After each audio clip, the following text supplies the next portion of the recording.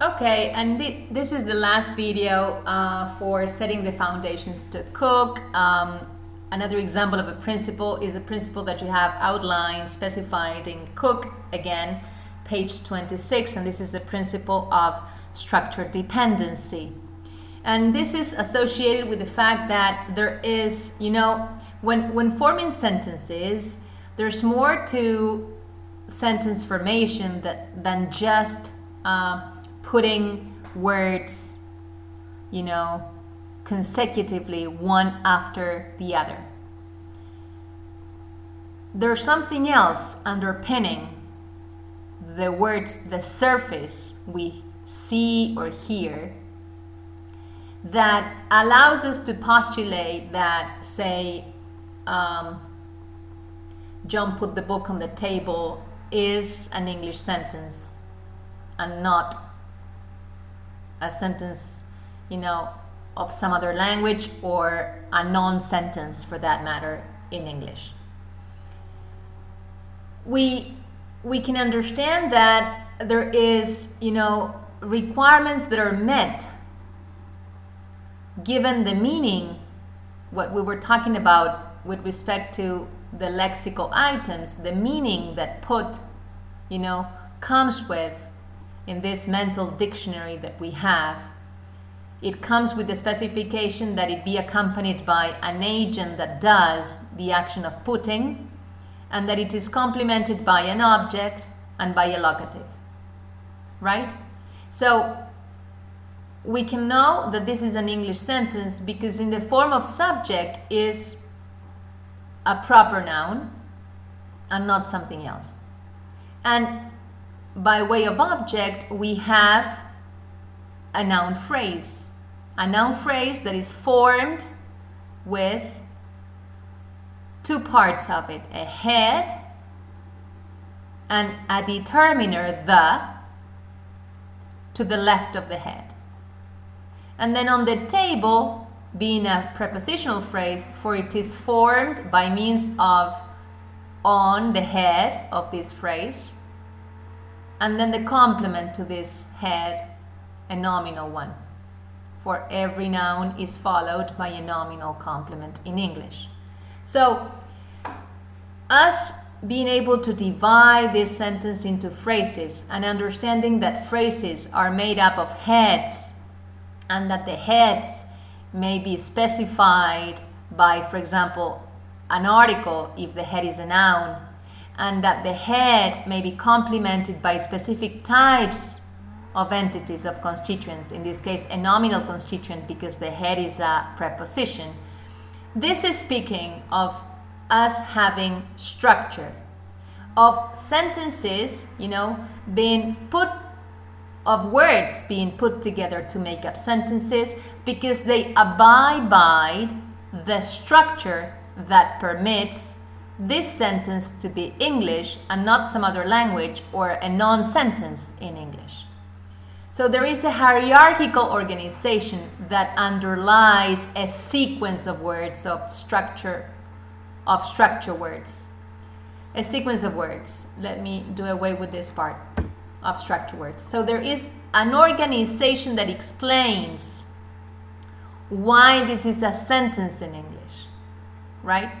So we cannot just have a sequence of words put together and consider that any sequence of words put together in English will make up an English sentence, but certain specifications as to the semantic content of this very important word, the verb, comes with, and also what type of elements can, satisfy the semantic requirements that put comes with. Only a noun phrase such as the book can play the role of object here. Or some other, similar entity like the book, some other nominal entity, but not any other. For example, we cannot have John put on the table and understand that on the table is the object. Clear?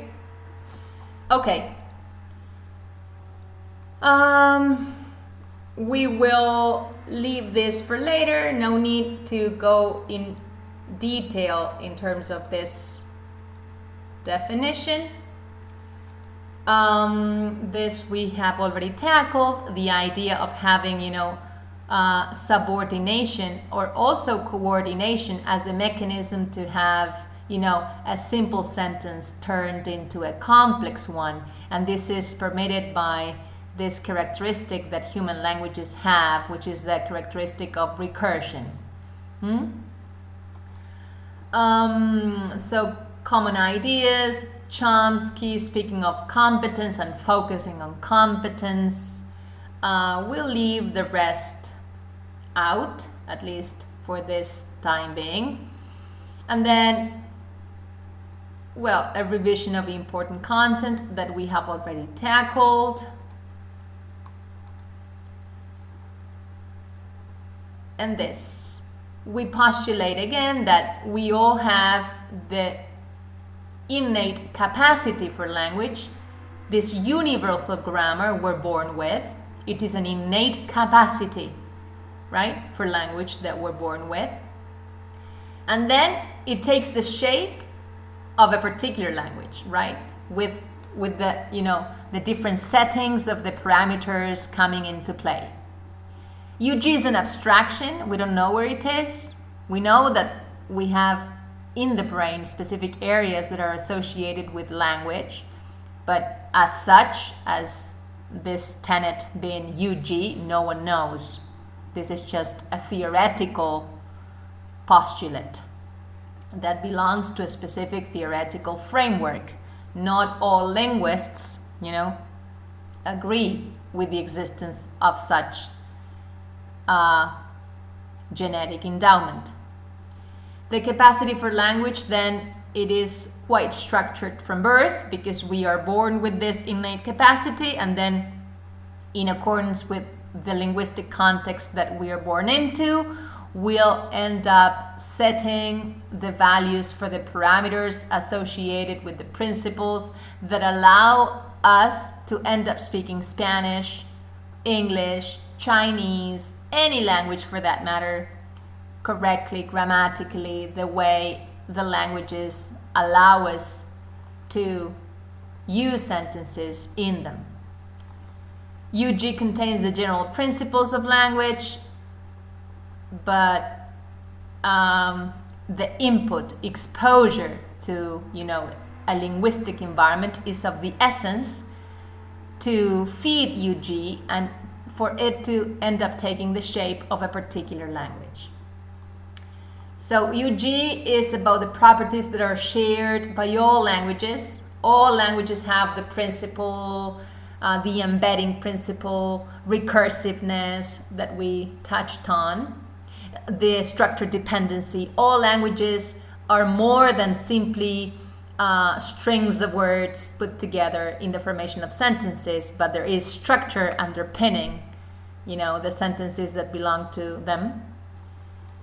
Then it is what all languages have, in common that connect them with one another. It is the basic matrix, right? And this is a diagram that my Professor Masulo, used to draw on the board to exemplify this idea of the different, aspects of a grammar of the language. So UG, this innate, it is in yellow, innate capacity for language that we are theorized, we are set to be born with, along the lines of this theory postulated by Chomsky. Then in green is the area in which we have those canonical, the most frequent, the most unmarked, the most common sentences, language productions of all in the language that we are considering, any language that we are considering, right? This is where the parameters are at play, the setting of the parameters, right? This is where we will have, sentences all showing explicit pronouns, declarative sentences, that is, all showing explicit subject pronouns or subjects for that matter in English, and sentences that will allow the presence of the pronouns to be explicitly specified in sentences or not. For Spanish is, a pro-drop language. This is what comes the most frequently, what happens the most frequently. This is what is considered core, the kernel of any language grammar. And this is what is acquired by age 7. And then in blue is what is known as the marked periphery. This is once we know what is basic, what is possible, what is something typical of the language we speak by age 7, then we are more, able to produce instances of idioms, of expressions, of use that go away from the core, from the basic, that are more marked, that are less frequent, that are less canonical, but still belong to a language, to the language in question that we are focusing on. Even when this is marked, this is still part of a language, any language that we are considering. For if it wasn't part of the language, then it wouldn't be, specified as part of any language grammar. Clear? If it is possible, even when it is marked, then it is part of the language in question. But marked means not going by the most basic, the most canonical, the most unmarked, rules that the grammar is made up of. Okay, folks, thank you very much. And of course, if you have any questions regarding this content that I have presented in video format, together with the content that you have in the first subsection in Cook's chapter, please do as we invite you to do when it comes to posing questions to clear up your doubts. First, talk among yourselves, the members of the group you belong to. Then you have your student helpers to go to in case they are able to address your doubts or questions. And only when you have, done these two things, you have taken these two steps, can you pose those questions either to me or to Micaela. Thank you, folks.